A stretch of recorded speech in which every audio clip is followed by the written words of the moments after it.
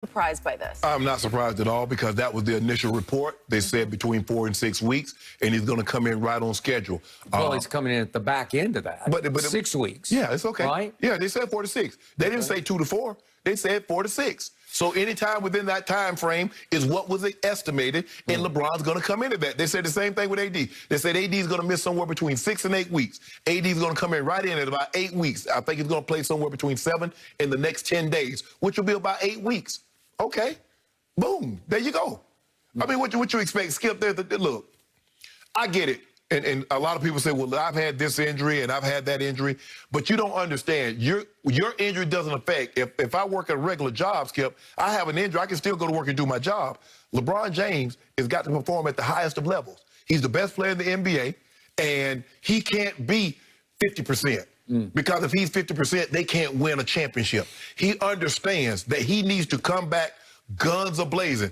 AD understands he needs to come back guns a-blazing. So for me, this is what you do.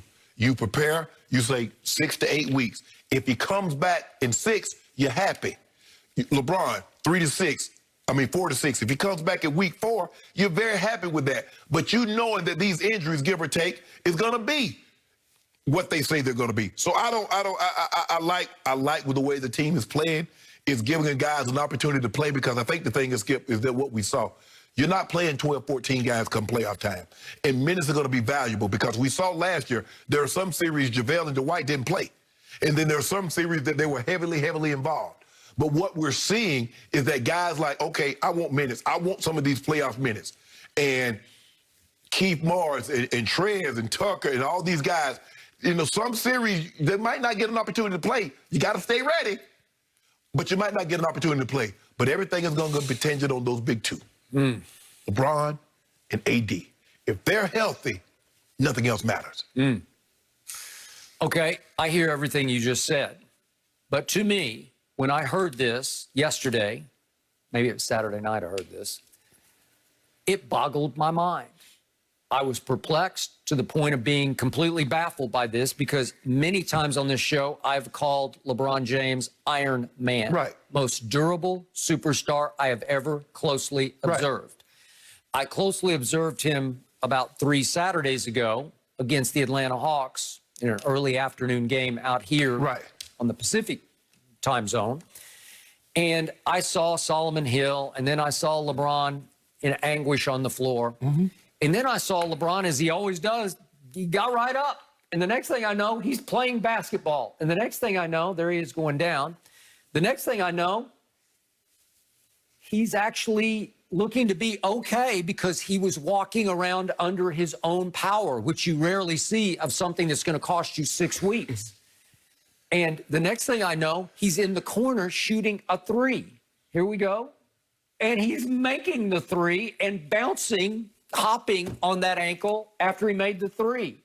He is hopping. No, he's hopping on his left. He hurt the right But one. he's putting his weight on his right, and he's pushing off on his right. You see him limping. And I see him running up the court, pushing off on his right foot and ankle. And I'm seeing him walk off as if he has no real right ankle problem. You saw the man limping, Skip. How many times do you see people walk under their own power all the way to the locker room with something that's going to knock them out for 6 weeks? It just doesn't happen. Kobe walked to the locker room with a torn Achilles.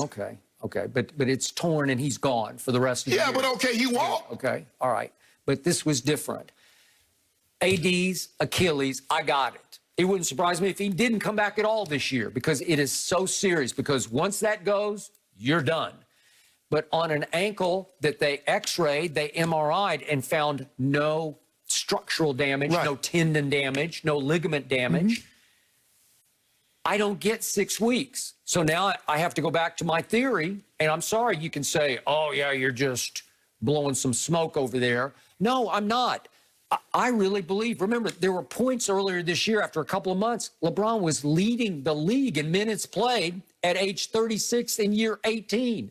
And I kept telling you day after day, that's just crazy. That's like basketball suicide. You're just spinning your wheels. You're using yourself up because you want to maximize your chances to catch Kareem Abdul-Jabbar's all-time points record. I get that. You want to win MVP. I get that. It would be great to win it in year 18. That would be a huge achievement, and it would look great on your your case that you're the GOAT. And yet it doesn't get you anywhere when you're talking about winning your, what's he up to now? 5th ring? Yeah. And I believe somebody got to LeBron upstairs. I don't know if it's Pelinka, So now Genie, or somebody, and said, hey, let's just back off. We have a legitimate excuse here. Let's maximize your time off. If it's 4 to 6, let's take 6. So that when you do come back, and AD does come back, they hope, full strength, then LeBron will be completely, utterly rested. What was this, the shortest offseason he's ever had? He would be completely, utterly ready to go full bore into the playoffs. So in other words, with the exception of what happened in Miami those 4 years, you've told me that LeBron controlled everything in every organization. Cleveland, all of his years there. Lakers, since he's been there, he controls it. Now, somebody is controlling LeBron. Not controlling. I think they got to him and said, let's think about this. Really? Let's wake up and wise up. Let's keep our eye on the biggest prize, which is your 5th ring. LeBron has told you. LeBron says, if I'm healthy, I'm playing. Vogel says, yeah, we try to monitor his minutes, but he wants to play, he's gonna play. When you get to that level and you says, I'm playing, nobody's taking you out of the lineup. That's just the way it goes. That injury that he suffered looked like the kind of injury that he could play with 2 days later. Seriously, I'm giving you nothing but the highest compliment here. But he couldn't. Look, I tore my MC in the Super Bowl. I put some perspective on it. Tore my MCL in the Super Bowl on a play. Guess what? I came back in the game and tried to run a route. I couldn't. Okay. That was it. Okay, he came back in. Right, but you're going to have surgery. You're going to be gone for a while. I just had a grade. They just let it heal up. But anyway. Okay, so you did not get. I didn't get surgery. No. All right. LeBron, he stayed. I think he stayed in the game. He hit a 3, jogged down the court, and he says, "No, I can't. The pain is just too much. I can't." Man, if you can just jog on it, no, it's hard to believe that you're out for 6 weeks and you're LeBron James. It's hard to buy. No, it's not hard to buy, Skip. Stop that. You keep saying he's Iron Man, but he got injured. He got hurt. And these things, and hey, maybe somebody else had kept him out 8 weeks, kept him out 10 weeks. Well, aren't you happy that he's going to be rested when he comes back? No. I want LeBron James to play. Oh. We're about to win the MVP. We're about to be the 1 seed. You should be critical of him right now, saying he should have come back in 2 weeks. No, I should no. Athletes understand when athletes get injured, it takes time. I mean, and every athlete is different. Some athletes, maybe they could have. Okay. Did he have a torn tendon? No. Skip, you know how ankle sprains keep guys out. It kept Michael Thomas in the football. We know football players are tough. It kept him out 8 weeks.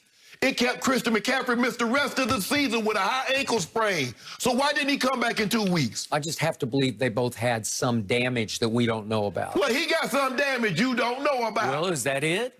Have you been apprised of that? Oh, my goodness. I wasn't apprised of C. Max on. I wasn't apprised of Michael Thomas. Those high ankle sprains are tough to overcome. If he had rolled it over the top, like most people roll their ankles over the top, as a not pronating it in, he might have been back into. As a matter of fact, we've seen him roll it over the top, Skip, where his ankle actually touched the ground. I've seen it a dozen times. Yes. I saw it in the finals last year, and I said, uh-oh. No, he just shook it off. Ref. He shook it off like it didn't even happen. Didn't even hear a peep about it after the game. Really? Yeah. But when that thing rolled in, man.